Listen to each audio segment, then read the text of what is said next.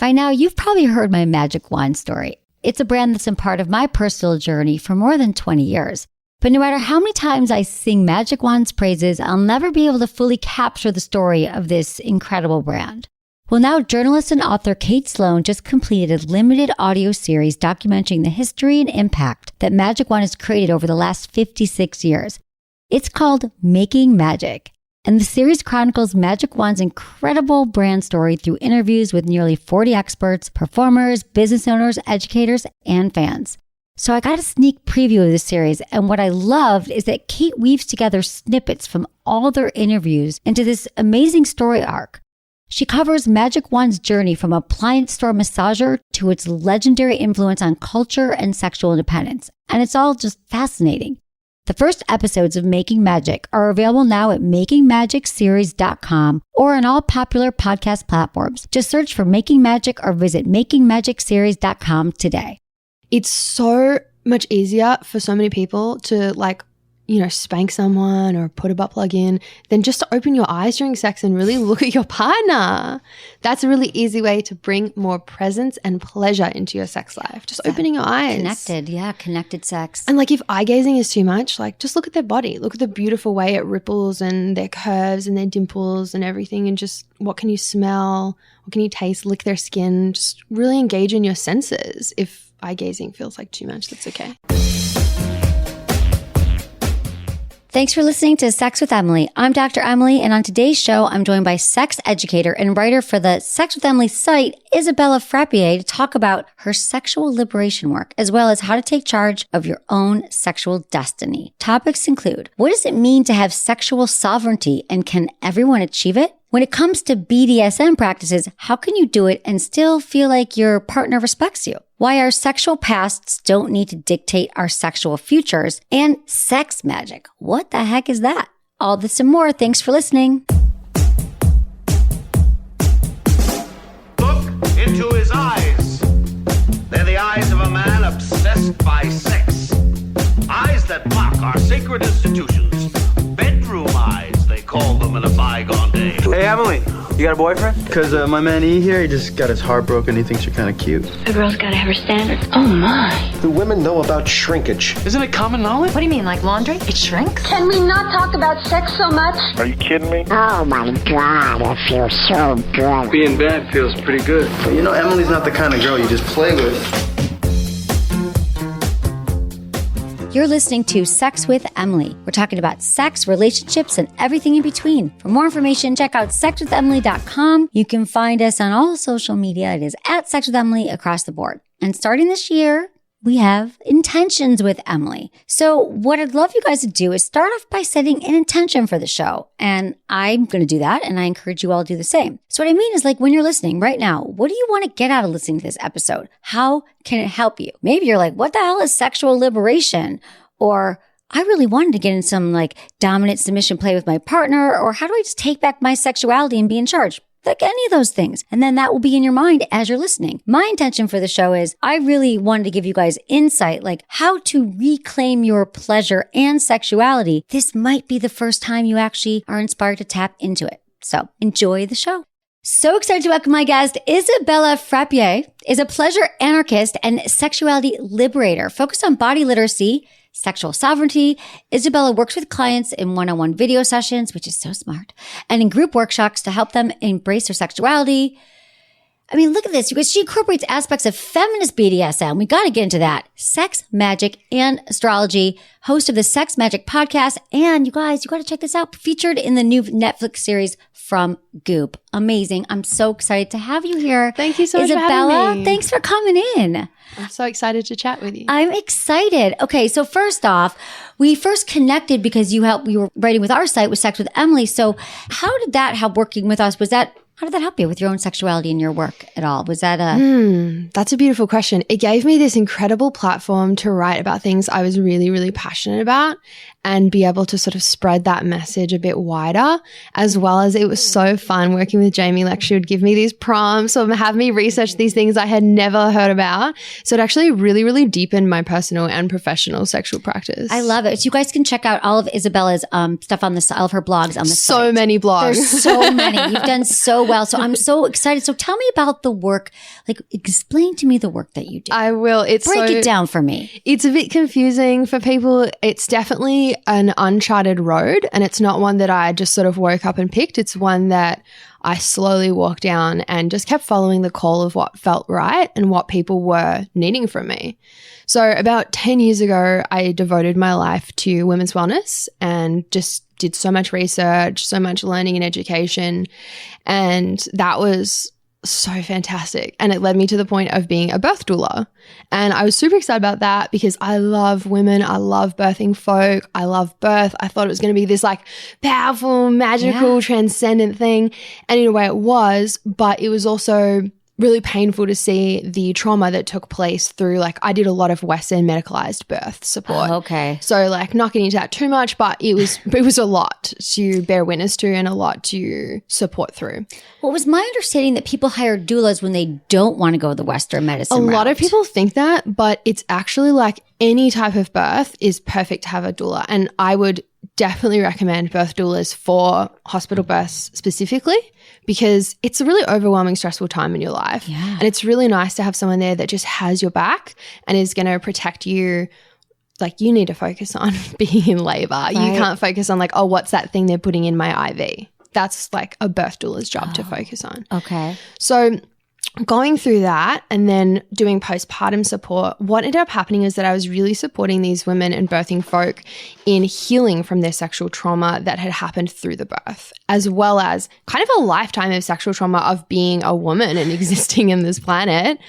And the birth experience can be quite a catalyst for that. So often there's just a lot to process and unpack. So as someone who's professionally trained to be a birth doula, really I would say a huge part of that training is being trained in how to hold space for someone and how to really support and care for someone without projecting your own trauma and your own past baggage onto them or trying to fix them. What you're actually doing is listening, holding space, and helping awaken the wisdom they have, because everyone knows how to fix themselves. Like, how many girlfriends have you had who do the same crap over and over and over again? And you Including myself. Including all of us. It's so hard to help ourselves, but then the friends who just want to fix you and give you sometimes bad advice. I see what you're saying. It's such a skill. It's such an art. And it's easy to give advice, but it's hard to take your own advice. So that's part of what you learn being a birth doula is how to hold space and awaken their own knowing. Because when you can come to it yourself, you will actually implement those changes. I see. And I totally I believe everything you're saying. I understand it like from a deeper place. But for other people, how do you explain like holding space? And the other thing I want you to explain is I always like say like, yes, when you just birth a human out of your body, of course your vagina's going to be wrecked, your vulva, it's going to be trauma, but you're talking about like just giving birth as a sexual trauma. And I think that that's such a concept to me. So could you explain it? Like give examples even as well. Like, yeah. So I'll start with birth as a trauma. So birth as a trauma, it's very challenging for a lot of folks to give birth in a hospital and in ways that they don't actually realize, because there are certain things like once you check in, you get put on a clock, but as a birthing person, you don't actually know that. The doctors do. And as the time goes by, they will start doing different inductions to you to try to speed it along. For example, C-sections peak between 5 and 7 p.m. and particularly on Fridays because doctors want to go home. Right. I can honestly barely talk about this stuff without either getting furious or crying. So much happens to you when you're birthing that you're unaware of. There's also things like episiotomies that happen without consent. I have literally reached out and touched a doctor's wrist, holding a pair of scissors and saying, have we discussed this? Because I know, because I've been working with this birthing person, that we haven't and they don't want an episiotomy. The episiotomy is like the stitch that It's where they cut into your perineum through your vagina. Just like at the base of your vulva, at the vaginal opening, they make a little cut, sometimes little, sometimes big, and to create more room. It's a medical intervention. It's something that needs to be discussed with the patient. Like, yeah, that's just how it should be. And like, not to get onto this whole tangent, but there's this. There's so much we need to go through. I could talk about this for hours, but when they stitch you up for an episiotomy, there's this thing that is widely known in the birth community called the daddy stitch that makes me dizzy with rage, where they do an extra stitch to tighten you up, which just like for a million reasons is traumatizing and ridiculous and medically not necessary. So all that to say that birth can be a lot. Even if you've birthed at home or in the hospital, however you've birthed, and it literally went exactly according to your birth plan, you've just undergone the most immense transition in your life from maiden to mother. You've just become someone who is now, whether you really want to or not, extremely selfless. And it can be hard to navigate that transition and still remember who you are. So it's beautiful to have someone with you that is constantly like locked eyes with you, reminding you who you are, that you're strong, that you can do this. And then postpartum, that person is still there with you, reminding you of who you what were. A beautiful practice that you do. I mean, so many women. Goosebumps. I'm getting goosebumps too. And I'm like, I'm having rage, and I'm also having this like, what a beautiful person you are to bring that, and how women need to understand it. This is just the time. I love that we're in 2020 now, and that there are more options. There's more information for women to really understand like what's happening when you give birth, understand the parts of your vagina, your vulva. So I guess I could go off on the episiotomy forever, but we could keep moving here, because I just want to say that women, just if you are about to give birth, like even if you have to get consent from the doctor, but sometimes they'll just do it anyway. Correct. So you can let them know that it's something you don't want. But let's say you don't, they think they're doing it to help you, so you're not stretching the vagina. So if you say no, or the vulva, so if you're saying no to it, then what happens? You have like a tear anyway? I can't really speak on it too much just for like legal reasons, but I mean, that's how vaginas so and vulvas are structured. I understand the holding space. What we're talking about is your presence. I get it. Your presence. You're holding your. The thing about holding space is confusing for people is like, and I work with couples, so this also comes up because I'll say it feels like you're trying to solve this problem for your partner instead of just trying to hold space and trust that your partner is innately wise and knows what to do. And 100% of the time, they're like, "What's holding space?" Explain it. Yeah. So it is listening. It is listening to really hear and witness and understand the person that you're speaking to, and not to respond or resolve. And it's really hard to do. Even like within my own life, as being professionally trained to do this, my partner will be talking to me about a problem, and every part of me is like wanting to say, so here's what you should do. But that's saying that my partner isn't wise and doesn't have the tools and doesn't know what to do. So you do learn specific tools for the types of questions to ask to help like awaken that wisdom within them. But really, I would say holding space is a deep listening for understanding and not problem solving or emotionally like mitigating. Exactly. And just say, well, tell me more. Yeah. Clarifying questions, or that sounds really hard, or that must have been like kind of. Exactly. Like if someone's really sad, you don't say, I've been through worse, or you'll get through this. You say like, that sounds really hard. I'd love to hear more about that. And so many of us, including myself, cut off and go, well, that's happened to me. And you don't want to hear that. Like, this is just such a great PSA for people that if someone's going through something, and this is something that you might already do and you don't notice it, but now even if you just recognize it, because we think we're doing it to help someone, like, oh, you think that was bad. Well, you know what happened to me? When we're in distress and we're in an emotional place and something's going on, we need someone to hold space, to listen. So, and someone that like doesn't judge you and believes in you and knows that you've got this, like that is so infinitely powerful. And I think that's where I really learned that through being a birth support person, of like how to be like, you've got this. I'm here to remind you that. I'm not here to teach you something you don't know.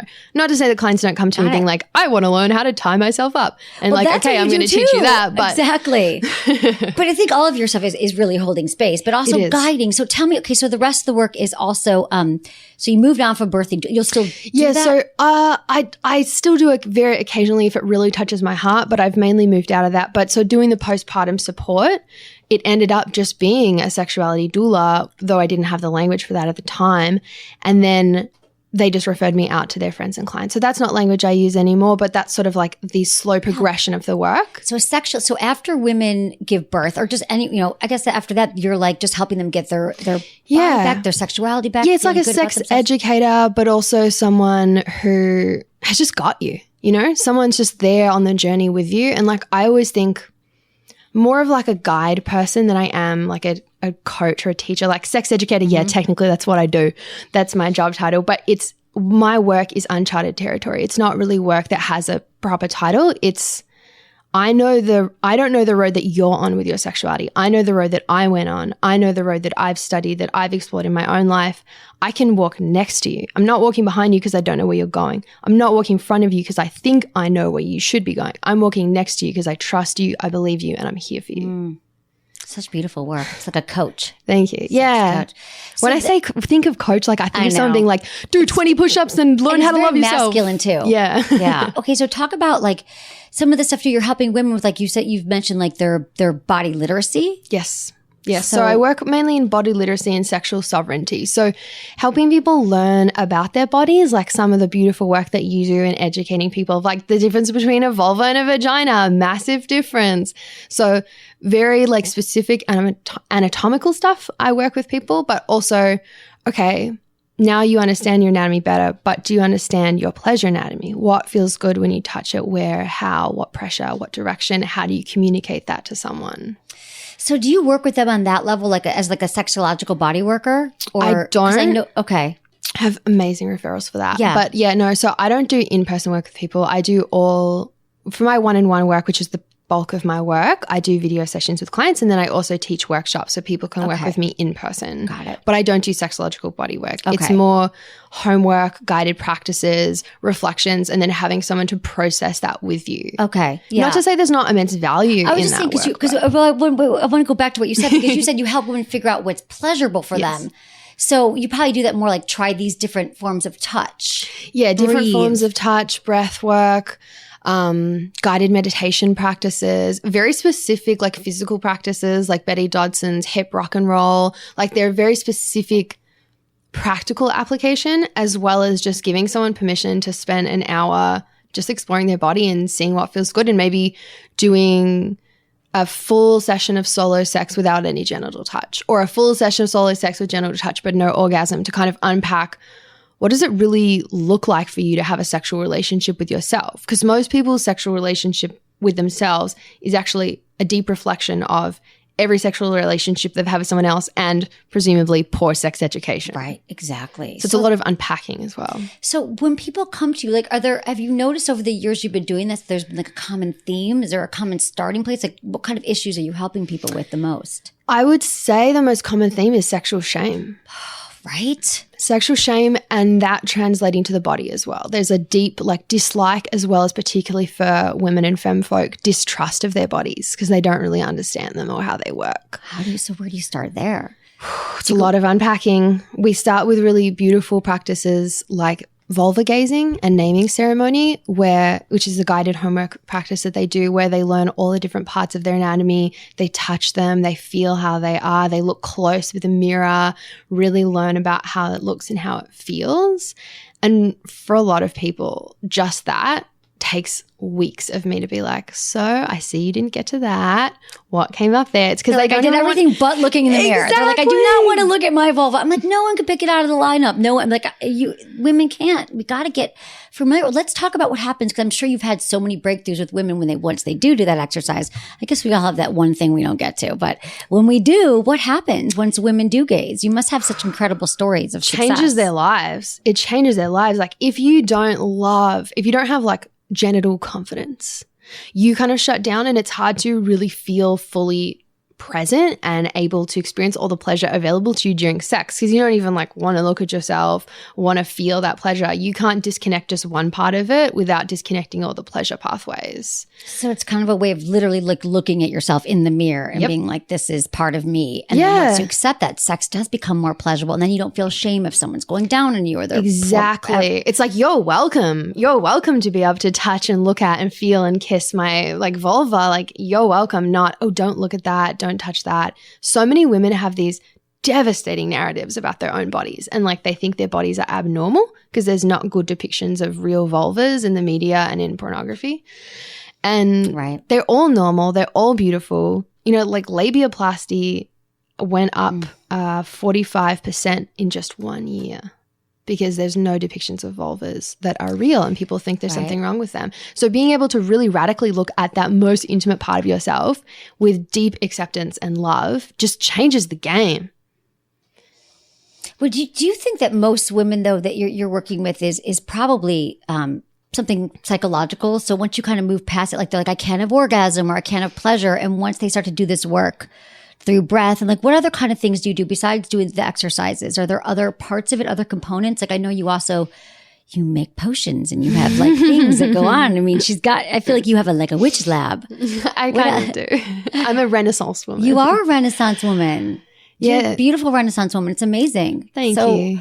So yeah, I'm just kind of walking through a session because I know you do a lot of different things. So women come in and really just, through touch and experience, do you ever give them any tools to work with? Like, I know you make a lube, right? Or do you? I do. Yeah. Yeah, I do make that. I sometimes give that to clients. It's more on unpacking their old narratives, their sex negative, body negative narratives through conversation and healing. And then the thing is, you have to learn what your new narrative is going to be, which is really confronting for a lot of people. That's so interesting, right? To be like, okay, not only do you have to get rid of it, but let's create a new one. Yeah. It's like, I always tell clients, you're about to go through puberty again. Yeah. This is like, and they all say like within a month or so, they're like, yes, I'm just like frenzied. I just always want to look at my vulva. I want to have sex all the time. I'm so excited. And I warn them, like, once you learn what pleasure is in the bedroom, you're going to learn it everywhere. You're going to change your relationships and friendships and jobs. Like everything changes once you really embrace pleasure as your birthright and you integrate that knowing into your body, not just in your mind, so that you like demand pleasure in your life. It is an integration and it's work. It's not like it's going to happen like you're just going to look at your vulva and that's going to be it, but it's a practice just like everything else. And that's where the real magic happens. It's not easy. It's not overnight. I always tell people like this is hard work. It's not always going to be fun, but it is going to transform your life in the most beautiful way that you've ever experienced. Sex have to be so hard. I know. It's seriously, sex is purposeless play. And if you can look at it that way, it unlocks so much pleasure. And one of the things, like this is a little free tip that I give my clients, that I'll give to your listeners. Yes. One of the things that happens within the brain is that we have a monitor in our brain that measures the reasonability of a task. So if I also teach a lot about the nervous system with my clients because the nervous system and the arousal system are very tied together. So if you understand how your body works, again, this ties into your body literacy, then you can work with your body instead of trying to work against it. So there's this part of your brain called the monitor, and it monitors how reasonable a task is. So to experience like the most pleasure you've ever had tonight, like after listening to this podcast, go home and do this tonight, whether you have a partner or not, shake up your sex into either 60-second increments or the increment of one song if you want to listen to a playlist. Okay. Now what you're going to do is for that time period that you've designated, which is either one song or 60 seconds, you're going to feel as much pleasure as you possibly can. We're removing the goal of orgasm. And what that tells your monitor to stop looking for, is this going to make me come? What if I need to adjust this? What should I do that? Oh my gosh, what if I don't have an orgasm? The monitor can relax and it goes, yeah, for 60 seconds, I can easily feel as good as I possibly can. And it's so funny because clients are like, but I want to have an orgasm. Right. I know. You will. I mean, it's so funny. You will. Well, that's the thing. It's like in 60 seconds though, I would just be if I didn't do this work, I'd be thinking, I'd be thinking, what do I do? Where do I start? Like, you know what I'm saying? Mm-hmm. But what if you don't know where to start after 60 seconds? Like, so I should have mentioned, you repeat the time. So like for each 60 seconds, you're going to feel as much pleasure possible. So if you're listening to a playlist and you've picked songs, for the first song, you're going to feel as much pleasure possible. And that's your whole goal. And then at the end of that song, you decide if you want to listen to another and you want to feel as much pleasure possible. So you might want to start. It's like chunking into small. Yeah. It's less overwhelming to be like, have a whole sex session for an hour. But like, if you could do it for 60 seconds. And you can repeat that 60 times. Yeah, right? Exactly. We're cool. We're not counting. So you can like start with maybe some slow sensual dance. You can stroke your body all over with your fingertips and explore your other erogenous zones that aren't genital. Like for me, the side of my ribs, kind of under my armpit next to my boob, is so sensual. Like that's my favorite spot to be touched with, like light scratchy strokes. And I never would have learned that if I didn't do this like pleasure mapping and breaking up my sexual expression. That's such a great, that is so true. We have so many erogenous zones. And when I say that often, it's like, think about it, like that could be it. And you might not know what it is yet until you give yourself the permission without the goal of orgasm. We talk a lot about orgasms on this show, but it is not all about the orgasm. In fact, once you stop focusing on the orgasm is when it can often happen. And also if I tell a client, can you please masturbate for 1 hour every day? They're going to tell me absolutely not. But if I say, can you masturbate for 60 seconds and then choose if you want to do another 60 seconds and then just repeat that until you feel like you're done, they will. Baby steps. Baby steps. So true. It's like when I used to run. It's like, I'm going to run for 10 minutes or, it's the same kind of thing. It's like less overwhelming. So it's like first you need to unpack the sexual trauma or the sex negative narratives. Then you're going to explore how do I create a new narrative that's actually really authentic for me and my pleasure and isn't about who I am in partnership to others? We're going to take a quick break, and we come back even more Isabella.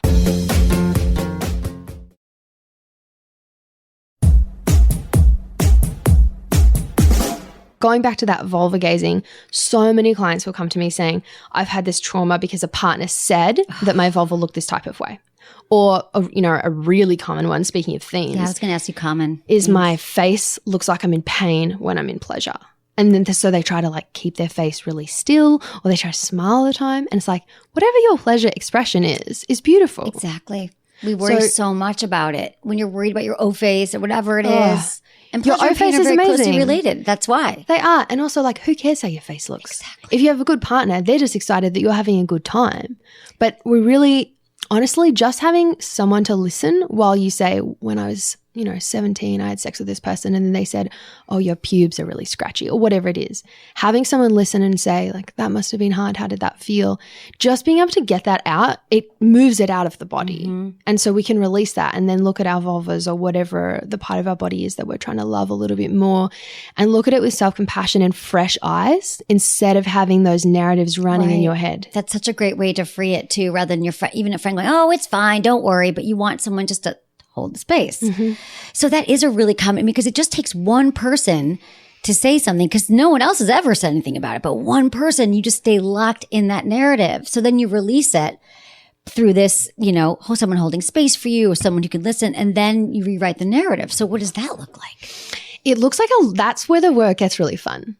It looks like a lot of exploration. And I have a beautiful course, the pleasure course, which is really helpful with that, which guides people through different pleasure explorations. Oh, so nice. It has the pleasure course. They can find that. We'll have this all in the show notes. Mm-hmm. It's called the Pleasure Devotional, and it's structured to be a 30-day devotional to pleasure, but you could take as long as you want to do it. But it really redefines and transforms the way you view pleasure with like very specific prompts and exercises. So like one of the exercises might be find 10 different instruments in your house, like a spatula, a whisk, a hairbrush, and just feel how they feel different on your body. So it's just unpacking and exploring and finding new things. If you've never explored kink or BDSM before, pick something that sort of piques your interest a little bit and start exploring that. So it's about developing that really exciting relationship with solo sex, because so many people aren't into solo sex because it feels boring. Like if you have sex with someone the same way for 20 years, it's going to be boring.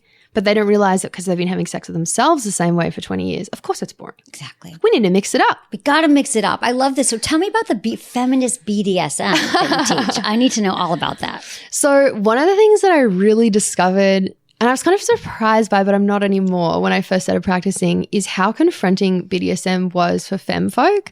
Like they felt really like anti-feminist. Even this week I've had a client say to me, but aren't I a bad feminist for liking this? And the thing about feminism, in my mind at least, is that it should be a way that you can feel really empowered in every aspect of your life. And if what would make you feel really good is to have your partner who you love, trust and respect, and who loves, trusts and respects you, choke you or slap you or tie you up or whatever feels good to you, and you feel safe to ask for that, that's feminist to me. And there's nothing wrong with playing with concepts that you, in the bedroom, in a safe space, that you would never otherwise, right? Like Esther Perel says, the erotic mind isn't politically correct. Mm-hmm. And we love to play with the things that we shouldn't when they're in a safe space for us to unpack. It can be really beautiful to heal and process trauma, whether it's like societal trauma of, being a woman and being frightened about sexual assault and all these types of things, in a safe place with your partner. That doesn't mean that it translates out into the streets or that it makes you a bad feminist. It's just beautiful to be able to process and heal these things through a safe sexual experience. So let's talk about what it actually means. Let's just break down the BDSM. Yes, please. Okay. Break it down. So you can tell me, so they come to you and they're like, I kind of have this vision of being spanked or being tied up, and I'm not really sure where to start, because we get these calls all the time like, oh, my partner asked me to do this and I'm not sure where to start, or I feel bad about it. So what's the twist on it? How do you get them to start? I guess it's part of it is understanding that it's okay and giving them permission. Yeah, that's a big part of it. Like a lot of people are scared that their partner will judge them. And that makes me that like tells me that you're still judging yourself for this. So that would be my first point of advice, is to heal the internalized judgment you have about yourself for liking this or wanting to explore this. Because when you have, then you can say to your partner, hey, I really want to experiment with pegging you. How would that feel for you? And if your partner says, ooh, that's so sexy that you shared that with me, but I actually am not interested in trying that right now. You come from a grounded place of being like, cool, I'm glad that we like could chat about this. Hey, what would be something that would turn you on that we could try that we haven't tried before? Right. So like I try to encourage couples to communicate in a way that's really open and non-judgmental and playful. So like, yeah, if you want to experiment with being spanked or tied up, tell your partner, hey, I have this fantasy and it would turn me on so much if you could tie me up and then spank me. And then afterwards, I want to talk about how that felt. Right? So we want to prioritize the aftercare. See, now I want to spank you. Like, that's just the way to do it. You're like, yes.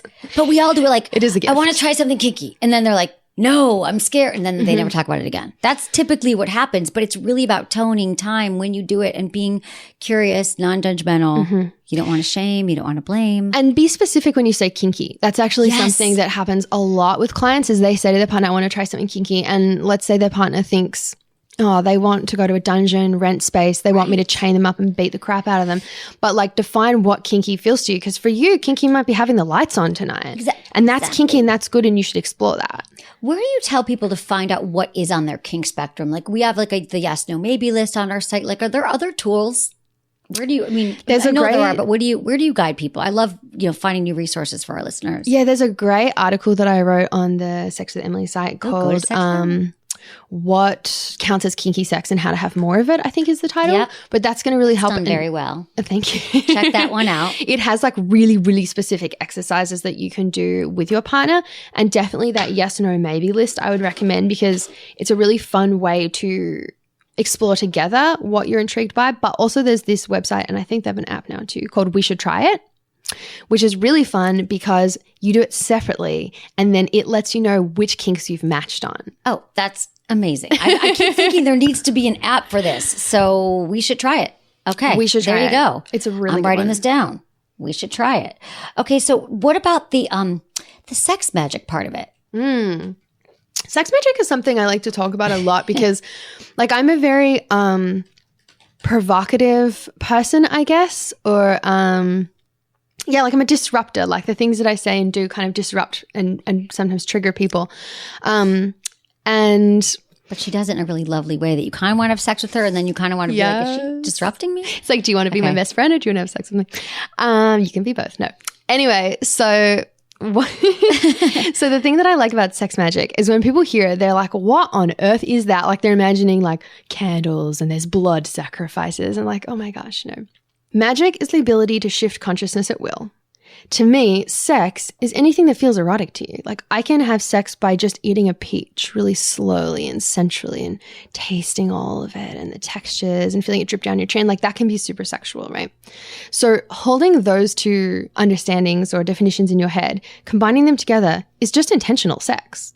So many people have a sex life by default instead of a sex life by design. And that's something I really work with clients in one-on-one sessions. But I love the sex life by design. Most of us are defaulting. We're reactive. We're pleasers. We're doing what we think we should do rather than what actually feels good. So we're really getting to the core. It's like you're helping people rewire. And like often people, this is something that happens, I'm sure you get this all the time on the show, is people say, oh, I really want to try this thing with my wife or with my partner and I'm really nervous about it. You might not even know that person's been reading erotica about that every day. But if you have this default sex life where you've never even brought it up, of course you've not tried it. Right. You don't get to have the pleasure you don't ask for. Exactly. So going back to sex magic, it's just being intentional about your sexuality. And I really enjoy practicing it as a solo practice, but it is really beautiful in partnered sex. Like let's say you and your partner want to have sex. You've got about an hour to do it. Maybe you spend 5 minutes just sitting silently and gazing into each other's eyes and really enjoying that connection and that slowing down and that nervous system response relaxing. And then you might say, hey, what's our intention today? Let's set a shared intention.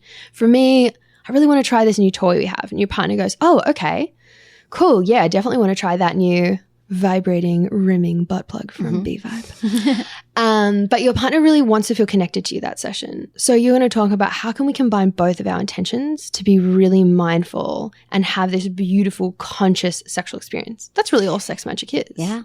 I mean, we're so terrified of looking into each other's eyes or intimacy. Some people are just like, oh, you lost me, Isabella, when you're talking about staring into others' eyes. But once you do it, I mean, I remember the first time I had to do that, like in sex school, I was like, oh, I'm leaving. Like, I can't. This is painful. I mean, there's like 10 years. I'm like, nope. And then you do it and you're like, oh, that's not so bad. And it's really powerful. It's powerful, but it's really controversial and challenging and confronting to be that deeply witnessed.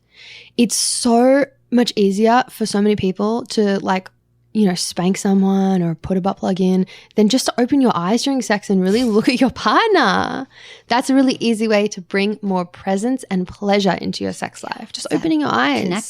Connected sex. And like if eye gazing is too much, like just look at their body. Look at the beautiful way it ripples and their curves and their dimples and everything, and just what can you smell? What can you taste? Lick their skin. Just really engage in your senses. If eye gazing feels like too much, that's okay. I mean, those are all such great tips because most of us are spending so much time in our head. So you're giving so many great options for people to be like, I don't know what to do. I'm thinking about if I'm going to come, or, you know, the kids are going to walk in or something, you know, my boss is texting. And so if you're just like, oh, because I always tell people to go back to breath or the senses or the 5 senses, but to think like, okay, right now I'm just going to look at their body in that way. And not only does that anchor you in the moment, but how great is it to feel like you're being seen or worshiped if my partner was really looking at my body and they were going slow. And I think many people's first reaction would be like, oh, no, don't look at that. I didn't shave, or oh, that's a real dimple. But when you could really breathe, you talk about calming, you know, the sympathetic, parasympathetic nervous system, you really can. It really allows you to take it all in. Yeah. But we're also wired to distract. Yeah, and we're in such go mode all the time. So when you're in that nervous system response, you can't really feel pleasure. You need to drop down and be able to relax. So also like take a little time for yourself before you want to try having sex, whether it's with a partner or solo. Like maybe take a nice walk around the block or have a bubble bath, whatever it feels good, but just to be able to slow down a little bit and actually come to the sexual experience with presence and excitement. And again, doesn't have to end in an orgasm. Exactly. It can just be whatever it like. Maybe you commit, you have a scheduled sex date with your partner, but then it comes around, you're feeling really tired. So, okay, just give each other foot rubs and talk about things you like about each other. Like sex doesn't have to be genitals. It doesn't have to be penetration. I know. I'd love to redefine. I mean, I think we're all doing that in our work, but like just redefining that sex is just, you know, penetrative sex. I mean, that's just there are so many other options, especially if you think about everything we're talking about, all these different nerve endings and ways to explore yourself. That all counts as sex. A deep kiss. Yeah. Like a foot rub, a back rub. Connection and pleasure. And I think so many people talk about these concepts of like tantra, or because this is sort of all loosely tantra. People like to label these things, but I think that can put people off. And I think it's more important to have these specific, because it's always spoken about in really broad terms. And it's good to have these specific tools, like just try opening your eyes. Just try taking a shower beforehand.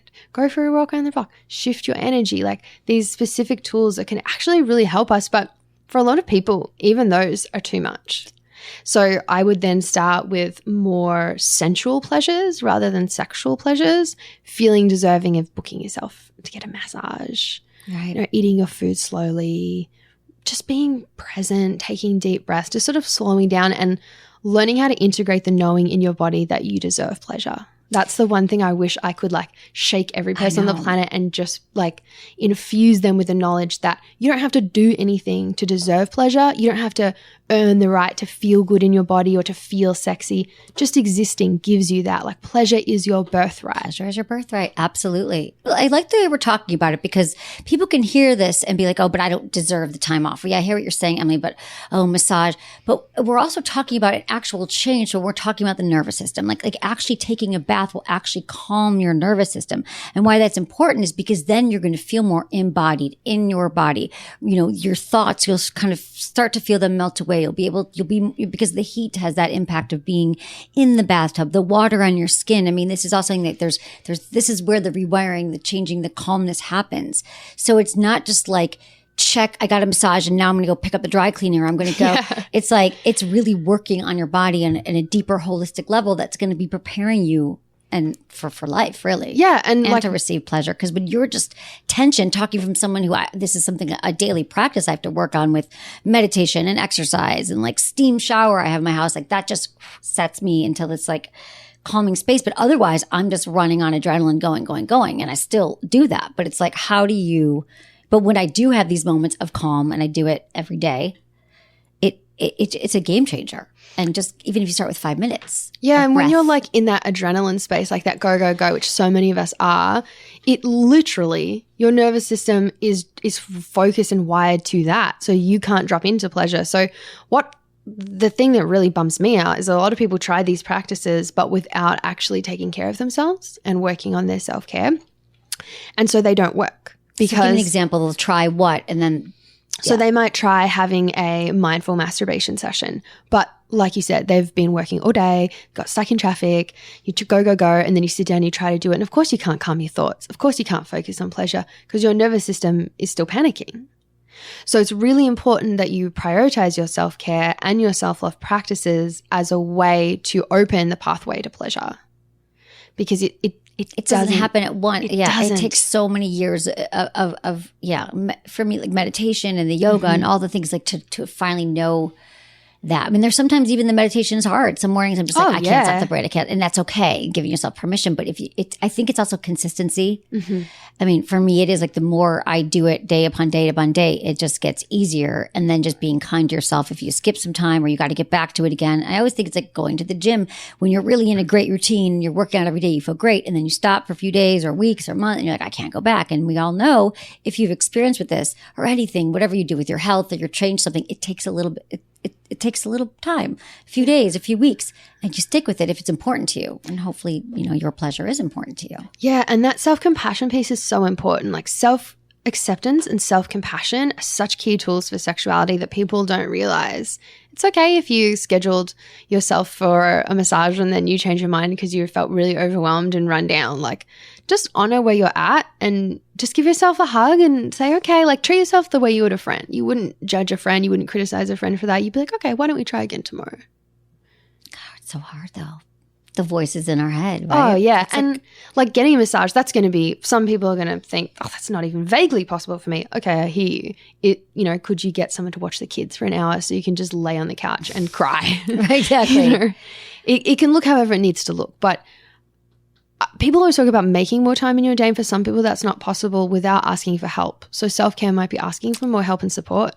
It's really hard for people to ask for help. I see this with my friends, like moms and having kids. Like you just feel like a bad mom, and you probably deal with this all the time. Like I'm a bad mom. I failed if I need help, or I can't come first. And I'm selfless, and it has to be all about the kids. But then you realize you're a better human, better parent, better mom, better everything. But God, I have friends. I've been working on this for so long. I mean, I'm like booking them, but you got to get a babysitter. It's okay, The kids are at school now. Like, take time for yourself. You need that time away from the kids. Everyone needs it from our work. Whatever your kid is. Are socialized as human givers, and men are socialized as human experiencers. So it's really hard to switch from giving into experiencing. And just knowing that that's the socialization that you have living in the Western world, and just having, again, self-compassion. Okay, I understand that I feel really confronted by telling my partner to watch the kids for an hour so that I could lay down and read, or God willing, lay down and masturbate. But I understand that that's hard for me because I understand I was socialized this way. Again, compassion, understanding, you only know what you know. And if you can learn more and you can develop that body literacy, you're going to come to yourself with such deep compassion and love that these sexual principles will flow way more easily. Love that. And people can find your self-care journey. Is that your course? Yes, I have an ebook which is called The Self-Care Journey, which is a guidebook that it has specific pages that help you with goal setting and holistic self-care instead of just like always the bubble baths and candles that we always hear about. Well, which do work, but I love that you're providing another. So you guys can check that out. And also the Goop Lab. Yes. You're going to be you're on Netflix. I'm on Netflix. It's happening. Congratulations. Thank you so I cannot much. wait to see it. Tell me about that experience. So everyone's beautiful. talking about it. Yeah. So exciting. So beautiful. So I am, on the Goop Lab. It is, I believe, a 6 episode show, and I'm on the episode that highlights female pleasure. It's me and Betty Dotson, amazing. One of my idols. I'm so proud. Thank you. She's amazing. Yeah, it was incredible. It was so beautiful. So they picked some of their Goop staffers and had me teach a workshop for them, and it's really beautiful on the show. You'll see they interview them with sort of what the experience was like and what they got out of it, and it was just such an honor to be featured in such a beautiful way alongside one of my idols. And one of the things that I'm really excited about to do with the show is that they actually show in this TV show on Netflix pictures of real life vulvas. with like representation, diversity. It's going to be a game changer. They actually show it. Yep. It's going to be a complete game changer. Do they show women the faces or they just showing? Just the vulvas. It's so beautiful. I was weeping watching it at the premiere. Wow. That one simple action is also going to create a lot of controversy, but it's going to change people's lives. Being able to look at yourself and go, oh, I'm normal. It's okay that my labia are irregular, uneven, they're longer or they're shorter or however it looks, or they're darker or they're lighter. It's so beautiful to have that representation and to know you're normal. And I just know people watching that are going to be healed even just from that tiny little moment. I'm so excited about this because that really is, because there's no place for people to go. There's really no place. So to do it, that is just it, because I feel like this has happened in the last 15 years I've been doing this. I believe that it's with the porn that we've seen more labiaplasty, more women feeling shame because it doesn't look like what they see in porn and it's just, I could tell you all day that you're fine, it's normal, love yourself, but to see it like that, and Netflix is such a validation. So congratulations. I cannot wait to watch it. Thank you so much. I am so proud. This is amazing, Isabella. You're doing such incredible work. And thank you for all your work here with Sex with Emily and all the work you're doing to change the world and to help women. I think it's really beautiful. You have such a great spirit and soul, and you're doing incredible work. And I'm so grateful to know you. Thank you so much. Yeah, it's definitely my life's calling, and I just feel I'm one of those nerds that just wakes up every day feeling so excited to do their job. Like, it is such an honor. It's so humbling. I cry pretty much every day, tears of gratitude that I get to positively impact people's lives. And before I got really specific in my work, I would help people, with other areas of their life, and then eventually things would improve. But when you focus on sex first, then every other area of your life improves positively. So I'm just so honored to do the work that I do. We're so glad you're doing it. Well, thank you, Isabella Frappier. Thank you so much. You can find all of this stuff will be in the show notes, but I have to ask you, and we can go to that in a second, but I have to ask you the 5 questions we ask all of our guests. Oh, I'm excited. Are you ready? Yes. Okay. Your biggest turn on? Dominance and submission. Okay. Your biggest turn off? Littering. People that litter. What makes good sex? Communication and consent. Something you would tell your younger self about sex and relationships? Stop performative receiving. Don't fake your orgasms. That is just leaving trails for your partners for how to not make you come. Number 1 sex tip? Just tell your partner what you like. Just tell them. Okay. Thank you. And where can people find you? IsabellaFrappier.com, and on Instagram, Bella took a photo. Okay, awesome. We'll have that in the show notes. Thank you so much for being here. My pleasure. Thank you so much for having me. I appreciate all of you. Thanks for listening, and thanks to my awesome team, Ken, Kristen, Elisa, Brian, producer Jamie, and Michael. Was it good for you? Email me, feedback@sexwithemily.com.